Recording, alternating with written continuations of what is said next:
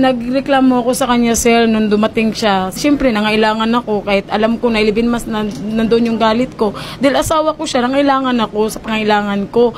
Yeah, boy. Tapos sabi ko, bakit ang lambot? Sabi ko, dapat nga matigas to Bunga nga mo! Ang katwira niya, sir, siyempre, pagod ako, wala akong pahinga. Sabi ko, hindi naman to ganito Kung wala kang, tapos ang itim-itim mo pa, parang galing ka sa bundok, bumaba. Sabi niya, mainit daw doon sa Saudi, Dubai. Sabi ko, tapos, yun pala painuman niya ako ng rubas. Sabi ko, bakit mo painuman ng rubas? Naramdaman ko, naninikip yung dibdib ko. Sabi ko, mamamatay yata ako nito. Sabi ko sa kanya, sabi niya, ganun lang yan.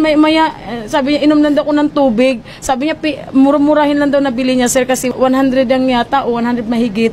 Sabi niya, yan. Mas extreme yun. Ewan ko, sir. Basta uminom po ako, sir. Tapos, ang ginawa ko... Bakit pinainom?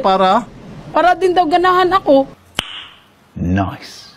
Sabi ko, di mo naman ako kailangan yan di kilala mo naman ako Palaban din ako, sabi ko sa kanya.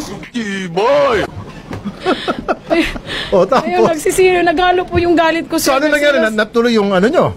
Hindi po, ganun pa rin, malambot pa rin po. Sabi niya, matagal daw ang epekto, mamayang gabi pa raw. Sabi ko, ano yan, pinainom mo ko ng maaga, tapos mamayang gabi pa palang epekto niyan. Kasalanan mo naman lahat yan Wala epekto sa'yo?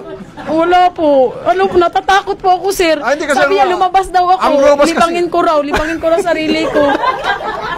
Ginawa akong tanga-tanga.